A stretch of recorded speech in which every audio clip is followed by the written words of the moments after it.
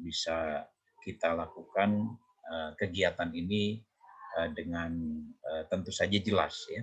Karena kalau di dunia ilmu komunikasi ya dikenal istilah sebagai penyampaian pesan ya.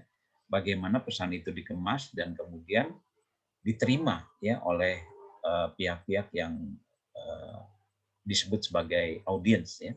Nah itu kalau pesannya tidak didengar dengan jelas ya, ada noise namanya, ada gangguan ya. Gangguan itu bisa berupa gangguan teknis, bisa gangguan non teknis ya. Jadi kalau dalam istilah sekarang kuliah online ya, suara tidak terdengar atau hanya kelihatan gambarnya, kemudian tulisannya bisa dilihat tapi suaranya tidak terdengar. Nah, itu pasti akan berdampak ya cukup besar terhadap kegiatan yang dilakukan. Nah, kembali ke materi kita ya, materi utama kita kan soal penulisan berita. Ya bagaimana sih cara Anda menemukan cara untuk menulis berita yang baik ya. Nah, seperti halnya kalau Anda mencoba untuk bercerita kepada sekitar Anda. Nah, karena kan jurnalis itu bercerita kepada orang banyak ya, bukan kepada satu dua orang tapi kepada orang. Pak, Ya. sebentar, koneksinya terputus. Oh, terputus ya. Oke, silakan. Kita tunggu ya. Iya. Iya, baik. Iya, iya. Sudah bisa lagi? Iya. Koneksinya kurang baik ya, mungkin. Iya, betul. Iya. Jadi memang Lagi disambungkan ulang. oh disambungkan ulang. Siap, siap. Oke. Udah ya?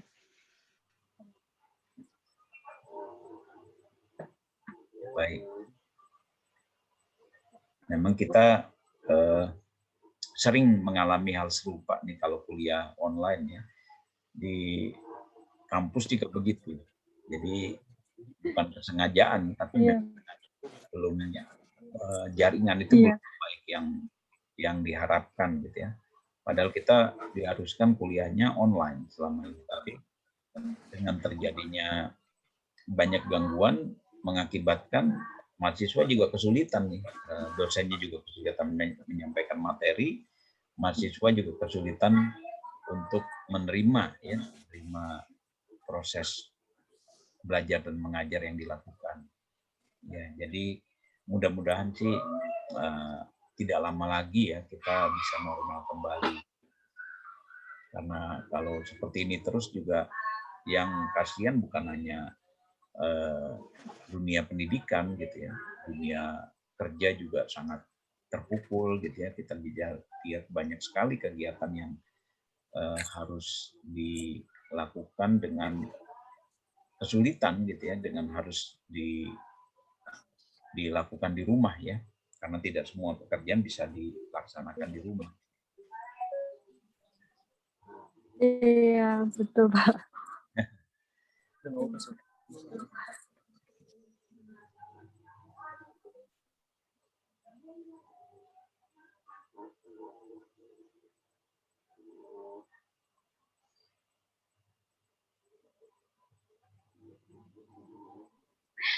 Iya, Pak, sudah tersambung kembali. Ya, baik. Kalau sudah tersambung kembali, kita mulai lagi kegiatannya. Kita sampai tadi pada berita ya, penulisan berita. Suara saya sudah cukup jelas ya, terdengar ya. Mudah-mudahan bisa terdengar dengan baik ya, dan bisa lebih banyak kita melakukan interaksi ya, interaktif. Harapan saya sih banyak yang bertanya nanti ya, jadi kita bisa diskusi. Memang seperti yang saya sampaikan tadi, bagaimana cara kita menulis berita ya, seperti halnya kalau Anda ingin menyampaikan kisah ya, karena berita itu sebetulnya kisah ya, cerita bagaimana Anda bercerita kepada banyak orang ya, kepada audiens namanya, kepada khalayak. Nah, itu adalah cikal bakal dari berita. Awalnya memang disebut sebagai akta diurna ya, atau catatan. Nah, itu adalah awal dari kegiatan jurnalistik. Makanya disebut sebagai jurnalistik, ya. Kegiatan yang memang membutuhkan keterampilan, ya. Jadi kalau Anda belum pernah mencoba, ya, itu juga tidak bisa dibayangkan, ya. Jadi bagaimana cara Anda menulis berita kalau belum pernah berupaya untuk menulis, gitu ya. Menulis itu harus tentu ada syaratnya, gitu ya, bukan hanya menulis, gitu ya. Kalau menulis kan bisa, ya. Yang jadi masalah apa yang harus ditulis, ya. Nah, itu yang dikumpulkan, ya, dari materi yang sudah saya sampaikan. Misalnya di situ ada beberapa materi, ya, baik yang PDF maupun yang dalam bentuk PowerPoint, ya. Nah, di situ ada beberapa tahapan, ada beberapa cara untuk menulis berita. Tapi pada intinya lebih mudahnya berita itu terdiri dari informasi, ya. Jadi bagaimana cara Anda mendapatkan informasi. Informasi itu bisa didapatkan melalui observasi, ya, melalui wawancara kepada saksi-saksi, kepada korban, wawancara kepada pihak terkait, misalnya yang mempunyai otoritas, ya, untuk memberikan keterangan, ya, itu adalah pihak-pihak yang harus kita wawancarai. Nah, itu dari situ kita bisa merangkai, ya, karena intinya itu merangkai kisah. Jadi sebetulnya ini mirip-mirip dengan pelajaran bagaimana Anda membuat naskah, ya. Kalau di sekolah lanjutan, ya, pada saat Anda belajar bahasa Indonesia itu kan ada kegiatan misalnya menulis karangan, ya, atau menulis kisah. Nah, itu latihannya memang dari situ. Nah, kalau Anda sering melakukan tulisan-tulisan diari, ya, kalau dulu kan masih banyak, ya, yang menulis diari. Kalau sekarang kan menulisnya di media sosial. Nah, itu kira-kira bisa menjadi cikal bakal latihan Anda untuk menulis, ya. Jadi menulis itu memang harus diawali dengan pengetahuan, ya. Jadi itu istilahnya kalau di ilmu komunikasi namanya adalah frame of reference, ya. Jadi Anda harus memiliki pengetahuan. Kemudian yang kedua adalah pengalaman, ya. Pengalaman itu disebut kalau istilah komunikasinya adalah field of experience, ya.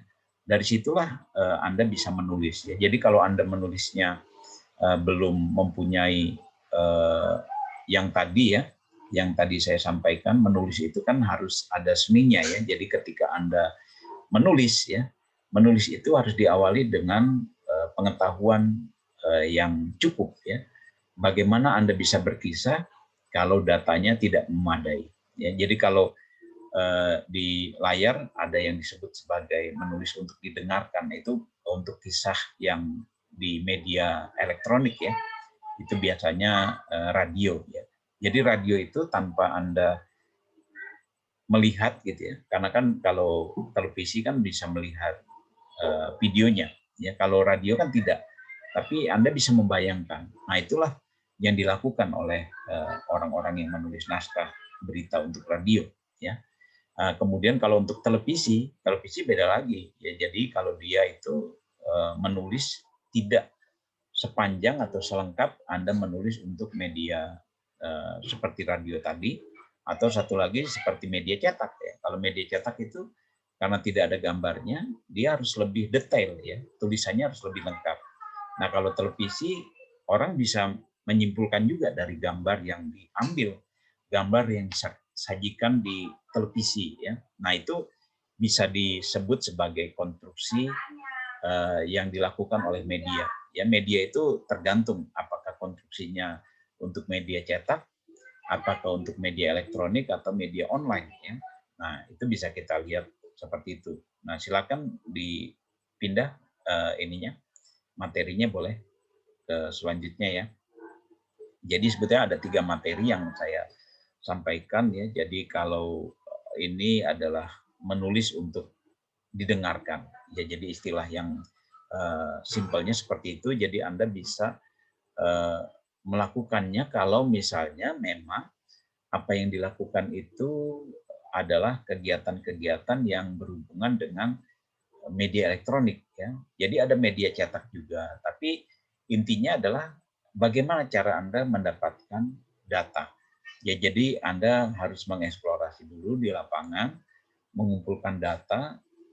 Makanya seni menulis sekarang itu disebut sebagai big data, ya. Jadi berlandaskan pada data. Karena kalau Anda datanya sedikit akan kesulitan menulis itu. Nah, itu juga baru satu sisi, karena ada sisi lainnya. Jadi kecepatan. Bagaimana Anda bisa cepat menulis, bagaimana tulisan Anda itu kemudian bisa di dimengerti, ya, dimengerti oleh pembaca gitu. Nah, itu harus dilakukan sedemikian rupa tekniknya. Semakin sering Anda latihan gitu ya, semakin sering Anda meliput, mewawancarai, karena meliput itu bukan hanya menulis ya, tapi Anda harus mewawancarai narasumber. Nah, ini juga mewawancarai narasumber ini butuh keterampilan ya. Jadi seni bertanya. Bagaimana Anda bisa bertanya dengan baik kepada narasumber Anda? Nah, itu baru di sisi pengumpulan datanya ya. Jadi ketika Anda menulis, kalau di materi yang saya bagikan itu antara lain disebut dengan menghindari kalimat pasif ya. Nah, itu adalah anjuran-anjuran yang memang teknik yang sudah dikenal cukup lama ya. Jadi kalau Anda menulis sebaiknya menggunakan kata aktif ya. Artinya kalimat aktif, bukan kalimat pasif. Jadi hindari yang berawalan dengan di ya, misalnya Anda menulis kata yang berkaitan dengan penganiayaan ya. Menganiaya lebih baik dibanding dianiaya. Artinya kalimatnya harus kalimat aktif ya. Kemudian Anda memilih membuat kalimat dengan kata memukul, itu lebih baik dibanding kalau Anda menggunakan dipukul ya, karena itu jadi pasif ya. Jadi karena kalau Anda sering menggunakan kalimat aktif, itu akan memudahkan Anda untuk dimengerti oleh pembaca ya, oleh audiens ya. Tentu saja bisa pembaca, bisa juga penonton ya. Sekarang kan banyak juga penyajian beritanya untuk media YouTube ya. Sangat banyak yang sekarang berkecimpung di YouTube ya, menjadi YouTuber. Nah, itu juga sebetulnya banyak menghasilkan audiens ya, banyak menghasilkan penonton.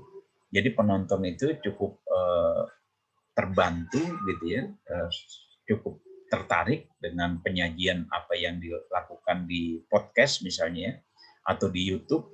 Nah, itu karena apa? Karena materinya, yang materinya menarik untuk dilihat ya, menarik untuk didengarkan, menarik untuk diketahui ya. Biasanya itu terdiri dari hal yang mengandung kebaruan ya.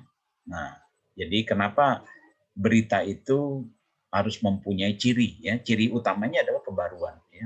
Makanya disebut sebagai news ya. News itu artinya kan hal-hal yang baru, hal-hal yang aktual ya. Jadi kalau Anda mau menulis berita, nah itu harus disebut sebagai hal yang aktual ya. Jadi itu intinya. Jadi ketika Anda menulis berita, apa yang baru itu? Apa yang baru dari berita yang Anda tulis gitu ya. Nah, itu adalah hal yang cukup penting juga diketahui oleh Anda kalau Anda ingin mengetahui bagaimana sih kaidah-kaidah menulis berita itu gitu ya. Diawali dengan kebaruan ya. Jadi kalau beritanya baru itu akan memudahkan Anda untuk mendapatkan khalayak ya, untuk mendapatkan siapa sih yang nanti akan Anda jadikan sebagai pihak audiensnya gitu ya. Apakah pembaca atau pihak-pihak yang disebut sebagai penonton ya atau pendengar ya. Itu adalah bagian-bagian yang terkait dengan audiensnya. Nah, kemudian presentasi ini juga cukup penting Anda terapkan gitu ya. Latihannya memang seperti itu. Jadi kalau Anda melakukan kegiatan penulisan berita ya, penulisan berita itu kadang-kadang dibacakannya adalah pada saat petang gitu ya. Sedangkan Anda menulisnya pagi ya. Jadi Anda harus menghindari kata pagi tadi gitu ya. Tapi pada saat sekarang ya, saat sekarang Anda menyajikan beritanya. Nah, itu yang lebih penting ya. Karena itu terkait dengan kebaruan juga ya. Jadi kalau misalnya Anda menulisnya untuk kepentingan petang hari gitu ya. Padahal beritanya sudah terjadi tadi pagi. Nah, itu Anda tidak usah menyatakan soal pagi tadi, tapi seolah-olah Anda menyajikannya sekarang gitu ya. Anda mengetahuinya pada saat sekarang. Itu lebih membuat orang tertarik ya untuk menonton ya. Karena kalau kebaruan itu Anda tinggalkan, itu cukup membuat orang akhirnya, wah ini sudah tidak menarik nih untuk dilihat gitu ya. Nah, kebaruan itu cukup penting. Ya, ada beberapa hal yang juga perlu Anda perhatikan ketika mengolah data ya. Nah, mengolah data itu kan terdiri dari hasil Anda meliput ya, hasil Anda mengamati, hasil Anda mewawancari saksi-saksi dan orang-orang yang mengetahui peristiwa itu. Nah, itu harus Anda rangkai. Ya, jadi bagaimana cara Anda kalau menurut Yakob Utama ya, salah seorang tokoh pers yang cukup dikenal luas ya, yang sebagai pemimpin dari kelompok Kompas Gramedia. Nah, itu diawali dengan bagaimana seorang jurnalis ya mampu menyerap informasi ya, menyerap informasi dengan baik. Jadi dia harus mampu dulu untuk menangkap inti dari peristiwa itu apa. Ya, jadi kalau dia sebagai jurnalis dia harus bisa membuat semacam upaya ya untuk memaknai, untuk memberikan makna. Makanya disebut sebagai jurnalisme makna ya.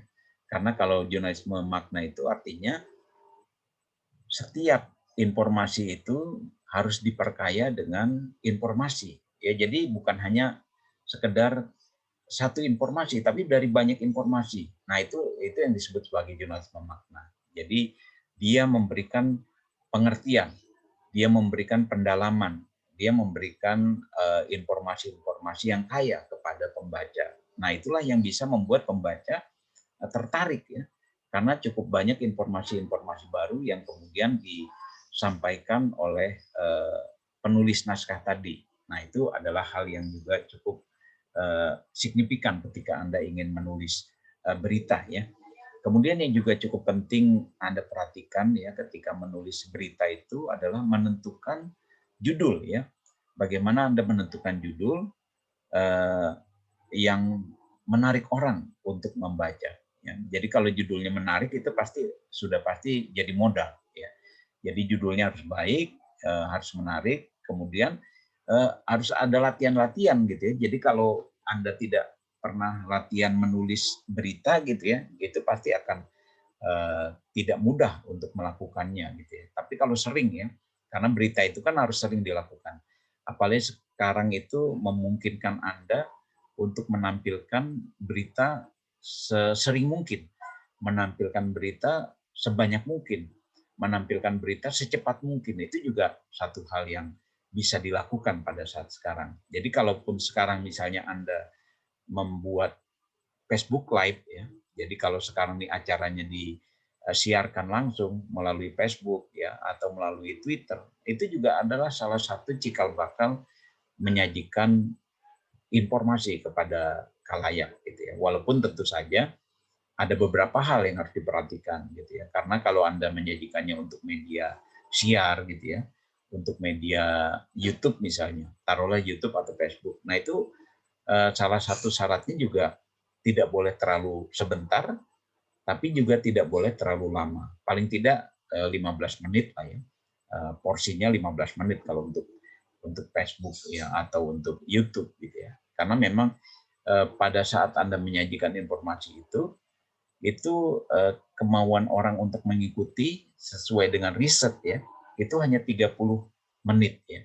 Jadi 30 menit itu waktu kita untuk berada di satu kegiatan di dunia maya gitu ya. Nah, itu hanya 30 menit. Jadi makanya pada umumnya konten yang ada di YouTube, pada umumnya konten yang ada di media sosial ya atau di televisi, bahkan televisi itu kan kalau berita mana pernah ada yang 15 menit ya, paling lama 5 menit itu berita yang disajikan. 3 menit ya, 2 menit ya, paling sekitar itu hitungannya. Jadi tidak terlalu lama kecuali talk show ya. Tapi kalau berita tidak lama, berita paling 5 menit lah itu udah cukup panjang berita 5 menit. Nah, bagaimana cara Anda bisa menyajikan itu? Tentu harus ya latihan-latihan ya, latihan menulis. Tadi seperti yang saya sampaikan di awal, kuncinya adalah data ya. Jadi harus banyak mempunyai data baru Anda bisa menulis. Ya seperti halnya ini. Jadi bagaimana Anda bisa menulis ya kalau Anda tidak mempunyai data gitu ya. Bagaimana Anda bisa mendapatkan data? Salah satunya adalah dengan rajin membaca ya. Membaca itu dalam tanda kutip ya. Jadi kalau Anda membaca buku, itu juga bisa disebut sebagai kegiatan membaca. Membaca itu kan sekarang juga bukan hanya dari buku yang tercetak ya, tapi dengan Anda menggunakan media ponsel cerdas gitu ya, itu Anda juga bisa membaca e-book ya, bisa membaca banyak lah ya. Membaca itu bukan hanya harus membaca teks ya, tapi audio visual itu juga kegiatan membaca. Nah dari situlah Anda nanti bisa disebut sebagai orang yang mempunyai data gitu ya. Dari situ Anda bisa menulis. Nah mungkin itu dulu materi yang bisa saya sampaikan di sore hari ini ya.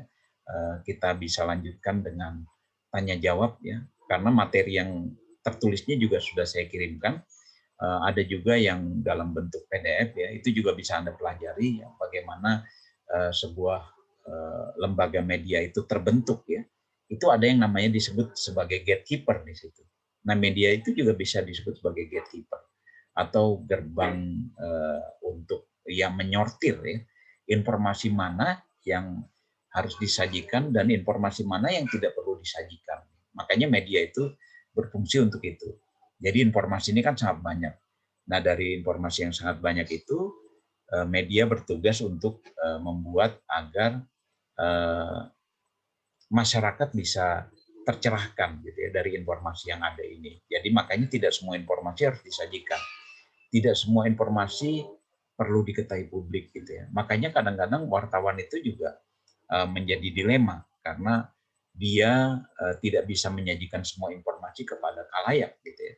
Tapi hanya sebagian informasi bisa disajikan, sebagian lagi tidak karena berbagai pertimbangan misalnya.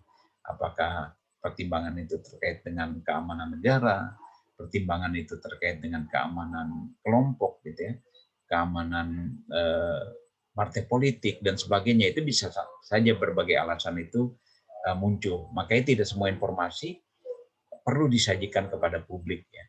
Walaupun kita tahu gitu ya, kalau kita menjadi jurnalis, kita tidak perlu semuanya kita sajikan gitu ya, tapi kita perlu dengan cermat ya menilai informasi mana yang harus disajikan, informasi mana yang harus kita simpan gitu ya. Karena memang ada berbagai pertimbangan ya. Apalagi di era keamanan menyampaikan informasi juga tidak sebebas seperti dibayangkan ya. Jadi Anda bisa melihat bahwa kalau kita lihat sekarang ini kan tidak seperti kebebasan yang benar-benar bebas gitu ya, tapi ada hal-hal yang membuat kita boleh menyajikan informasi atau kita harus menyimpannya karena berbagai alasan gitu ya. Karena kan walaupun media itu bebas gitu ya, tapi kan kita juga bisa mengerti bahwa banyak sekali yang membuat kita tidak selalu bisa menyajikan informasi dengan sebebas-bebasnya ya. Nah mungkin itu dulu kepada moderator saya sampaikan, silakan kalau mau ada pertanyaan ya, kita diskusi lebih enak ya. Ya, untuk pertanyaan saya serahkan mic-nya pada yang mau menanya. Siapa yang mau nanya? Teman-teman ada yang mau nanya?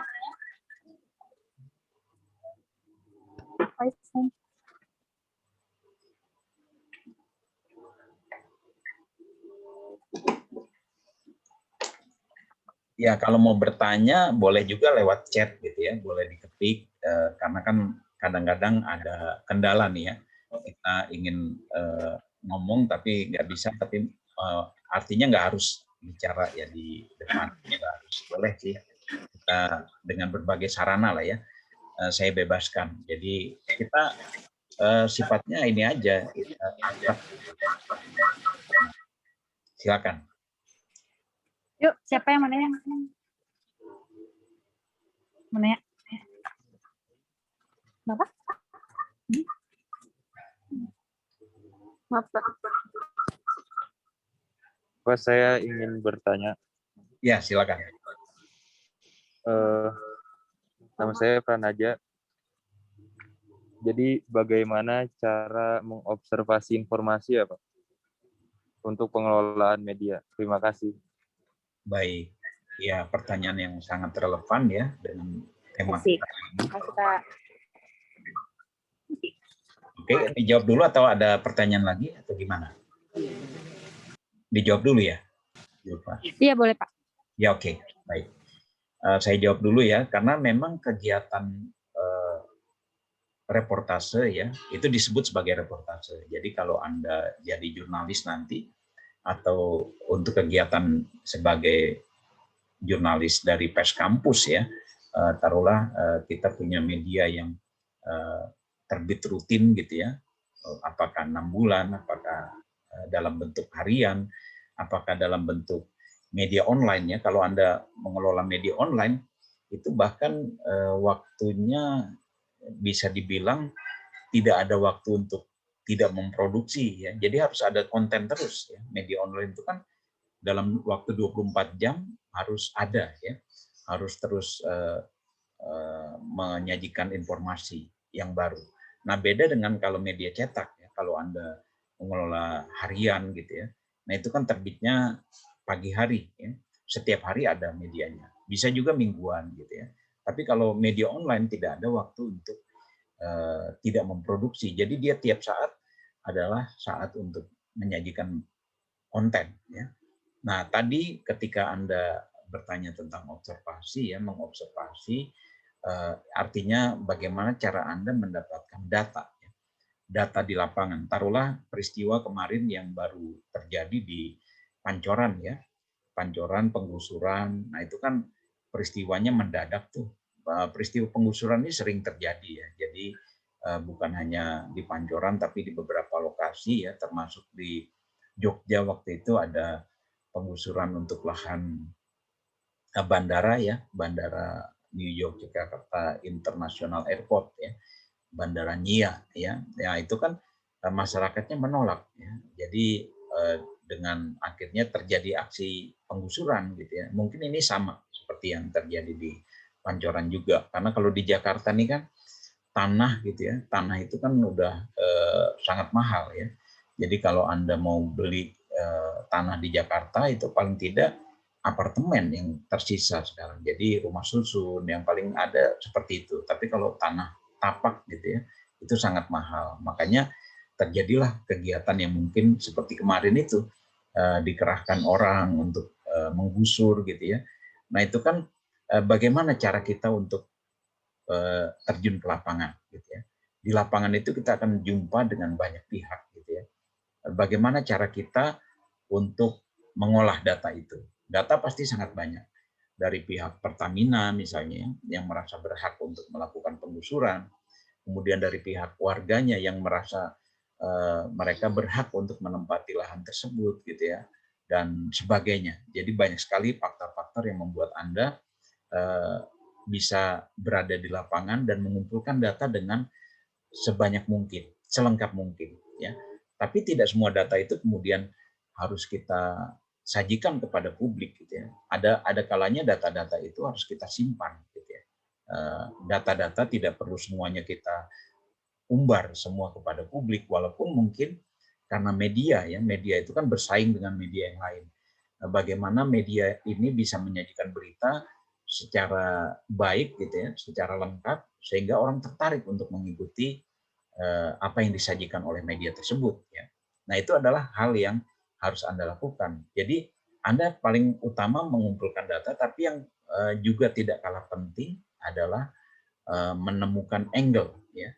Angle apa nih yang paling menarik dari peristiwa penggusuran ya? Atau KLB Demokrat yang ada di Sumatera Utara belum lama ini gitu ya. Apa yang paling menarik dari situ? Nah, angle-nya harus berbeda. Angle yang umum mungkin orang-orang pada umumnya akan membidik angle yang sama gitu ya. Nah, Anda harus mempunyai keunikan. Nah, jadi selain datanya harus lengkap, Anda juga harus cermat untuk menentukan angle. Karena dari situlah angle itulah yang membuat Anda bisa membuat judul yang baik, gitu ya, judul yang menarik, ya, yang berbeda dari media yang lain. Kemudian yang kedua, ya, yang kedua adalah Anda bisa membuat lead, ya, lead-nya harus juga berbeda dari media yang lain, gitu. Jadi nggak boleh sama, ya. Kalau udah sama pasti orang nggak akan tertarik membaca media kita. Ya, jadi kita harus mengutamakan keunikan, mengutamakan hal yang berbeda dari media yang lain. Nah, itulah kuncinya. Ya, jadi memang harus latihan juga. Ya. Jadi harus ke lapangan, harus mendata, harus sebanyak mungkin mendapatkan informasi, baru Anda bisa merasakan bagaimana sih caranya menulis berita yang baik dan benar itu. Ya, jadi kalau misalnya belum pernah latihan menulis berita, memang akan sulit ya membayangkan. Karena kalau kerja wartawan itu, ya seperti pada umumnya wartawan itu sebetulnya beda gitu ya dengan kerja di kantoran gitu ya. Kalau Anda kerja kantoran jam 7 berangkat, jam 5 sudah pulang gitu ya. Kalau wartawan enggak gitu ya. Bisa berangkatnya jam oke, saya juga ada ini ya pemberitahuan. Jadi memang waktu kita sangat singkat ya, tapi nggak apa-apa karena pada intinya saya berharap sharing ya, sharing informasi, sharing pengetahuan. Ya kita harap apa yang saya sampaikan bisa diterima dengan baik ya. Dan kalau misalnya masih ada yang perlu disampaikan gitu ya, boleh dengan WhatsApp ya, boleh dengan media-media yang lain. Jadi kita berharap masih terus berlanjut lah ya hubungan kita walaupun sangat singkat ya. Oke, saya serahkan kembali ke moderator, silakan.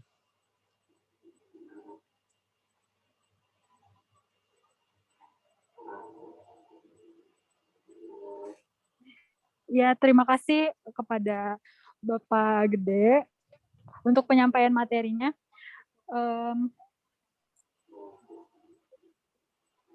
Untuk sertifikat akan dikirimkan secara online ke email Bapak. Baik, terima kasih juga. Saya Ya, terima kasih. sukses buat semuanya.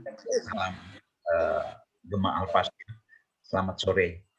Sampai jumpa. Terima kasih, Pak. Sama-sama. Ya. Ya. Terima kasih, Pak. Sama-sama.